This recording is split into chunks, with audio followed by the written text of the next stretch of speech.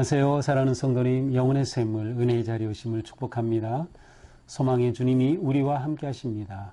우리와 함께 하시는 주님을 찬양합니다. 기도합시다. 주님의 그 놀라우신 구속의 은혜와 사랑에 감사드립니다. 언제나 저희들을 인도하시고 또한 생명의 양식으로 채워주시는 주님, 오늘도 주님의 말씀을 저희가 잘 먹을 수 있도록 성령님께서 저희 마음을 열어주시고 깨닫게 하시고 새롭게 해주시고 주님 말씀에 담긴 생명의 그 메시지를 잘 받아들일 수 있도록 인도하여 주시옵소서. 주님의 말씀이 저희들을 살리고 생명으로 이끄심을 믿습니다. 오늘도 우리의 삶이 주님과 함께하는 삶, 말씀을 따르는 삶, 말씀에 순종하는 아름다운 하루가 되게 하여 주시옵소서. 예수님 이름으로 기도합니다. 아멘.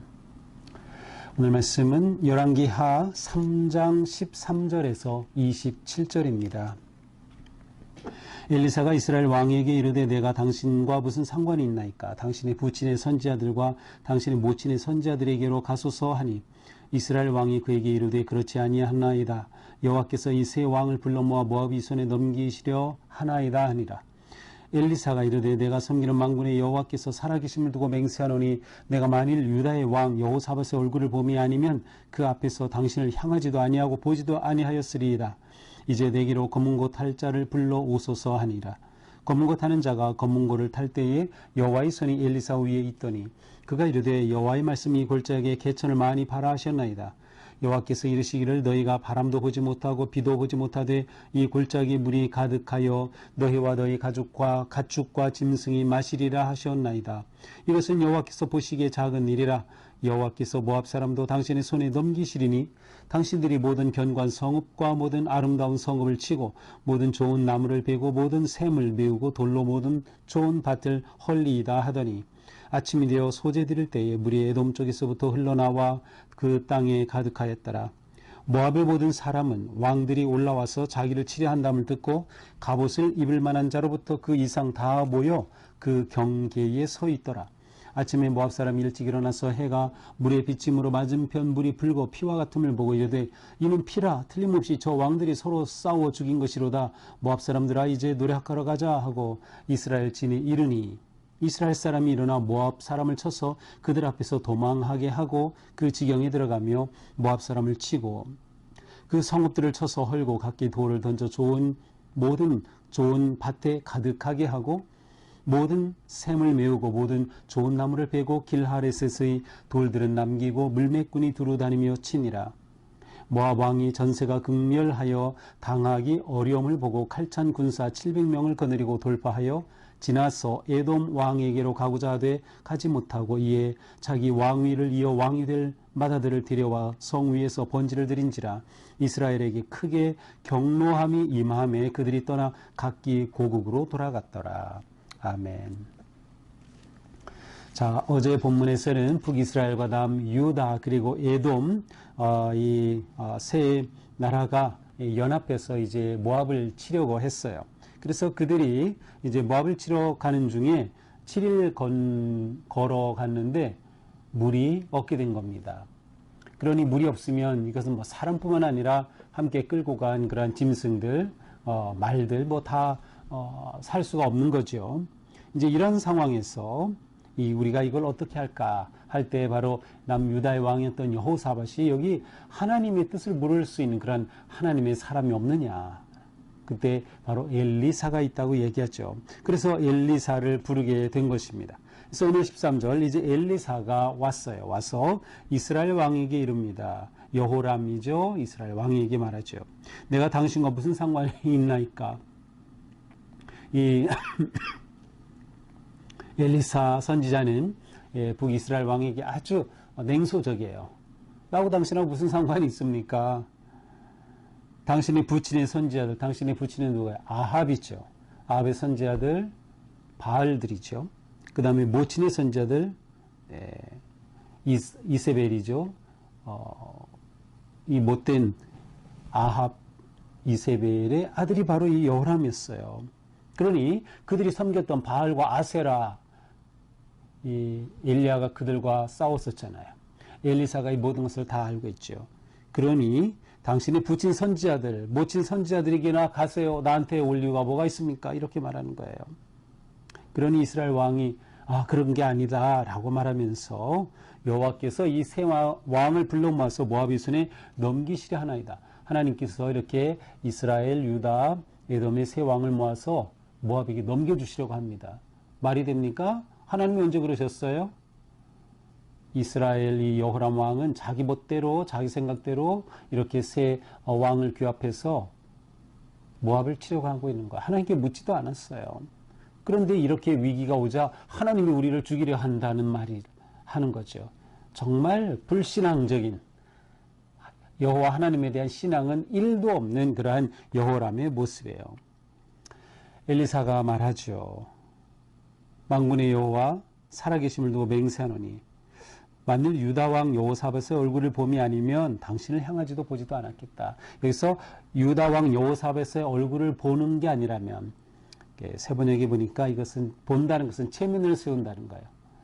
그러니까 여호사밧 이 왕은 그래도, 남유다의 왕은 그래도 여호와 하나님께 이런 것을 물어봐야 되고 하나님의 뜻을 알아야 되고 이러한 기본적인 태도는 있었어요. 그러니 이 여호사밧의 체면이 아니라고 하면 당신 만나지도 않았을 거다. 당신을 향하지도 보지도 않았을 것입니다. 하지만 여호사밧 왕이, 유다 왕이 함께 있기에 체면을 봐서 온 것입니다 라고 말하는 거예요.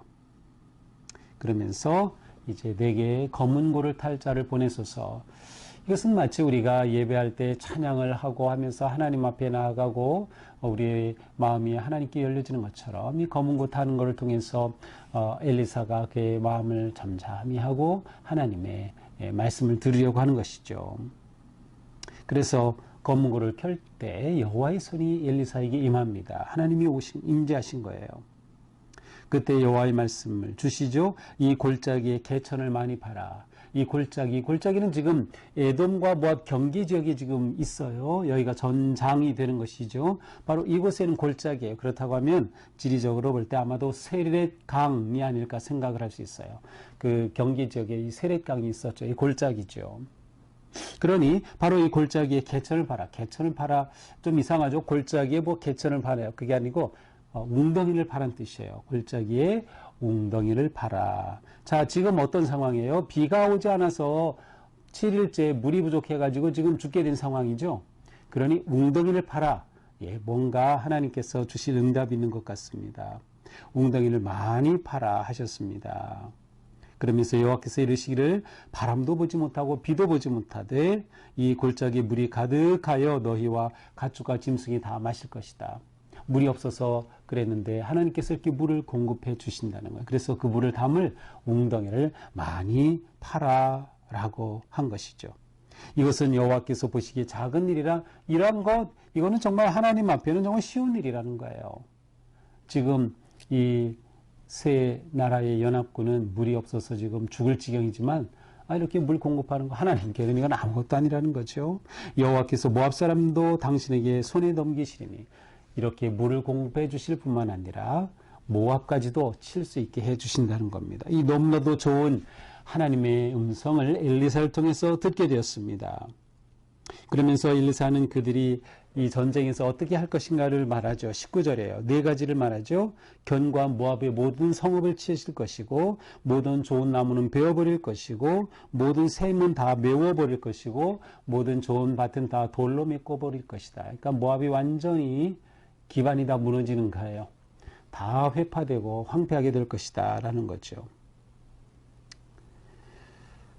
이제 아침이 되었습니다. 아침이 되어 소제를 드릴 때 아마도 이른 아침인 것 같아요. 아주 이른 아침, 새벽 소제를 드릴 때, 제사를 드려 보통 아침 저녁으로 번제를 드리는 그러한 상번제라고 생각이 되는데, 그렇게 제사를 드릴 때 정말 물이 에돔 쪽에서, 남쪽에서부터 쫙 흘러와 가지고 그 땅이 가득하게 됐어요. 그래서 판 웅덩이마다 물이 가득하게 된 겁니다. 놀라운 일이 일어난 것이죠. 자, 이때 모압 사람들은 그렇게 세 나라가 연합해서 쳐들어온다는 소식을 들었어요. 그래서 갑옷 입을 만한 자, 전장터에 나갈 수 있는 모든 사람을 다 모아가지고 모압 군대를 만들고 이제 이 3개 연합군과 맞서려고 내려온 겁니다. 그래서 지금 모압과 에돔 경계 지역에 딱 마주하게 되었어요. 자, 그런데 아침에 이 모압 군인이 일찍 일어나서 보니까 해가 뜨고 있는데 저쪽에 번쩍번쩍 비치는 겁니다. 물에 햇빛이 반사돼서 비쳐요. 그런데 그 비치는 모습이 아침에 해가 뜨니까 비치는 모습이 아주 붉게 보이는 거죠. 그래서 야, 저거는 피로구나. 거기 물이 그렇게 있을 거라고는 상상을 못 하는 거죠. 저거 피다. 무슨 피예요? 이스라엘, 유다, 에돔 이 세 나라가 연합했는데 그만 이 셋 사이에 서로 갈등이 일어난 것이라고 생각한 거예요. 23절에 보니까 저 왕들이 서로 싸워가지고 이 세 나라가 서로 싸워가지고 다 저렇게 피를 흘리고 죽은 거구나. 그러니 모압 사람들아 이제 노력하러 가자. 우리는 가서 전리품이나 가져오면 되겠다. 그래가지고 좋아서 이 모압 사람들이 달려들었습니다. 그런데 그것은 빛이 아니었죠. 진짜 물이었어요. 하나님이 웅덩이에 채워주신 물. 그러니 방심하고 쳐들어갔다가 이 모압 군인들이 깜짝 놀라게 되면서 도망하게 된 것이에요. 그래서 모압 사람들은 다 도망하게 됩니다. 그러니 이스라엘과 연합군들은 이 군사들을 모압 군인들을 다 쳐서 지금 진격하는 거예요. 25절에 보니까 엘리사를 통해서 약속해 주신 그 19절의 말씀 그대로 다 이루어졌어요. 성읍을 헐었고 좋은 밭을 돌을 메워버렸고 샘도 메워버렸고 좋은 나무 다 베어버렸어요.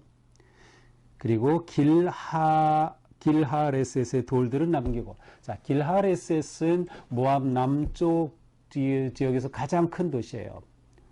두 번째 수도 아니면 수도라고 할 만큼 남부 중심지가 바로 이 길하레셋인데 여기 있는 돌은 그냥 남기고 두루다니면서 쳤어요. 그 말은 이 길하레셋은 치지 못했다는 거예요. 길하레셋은 그대로 둔 채였어요. 이 전쟁은 아주 극렬했습니다. 하지만 하나님께서 엘리사를 통해 주신 것처럼 연합군이 이길 전쟁이었죠. 그러니 모압 왕이 전세를 보니까 너무나도 심각한 거죠.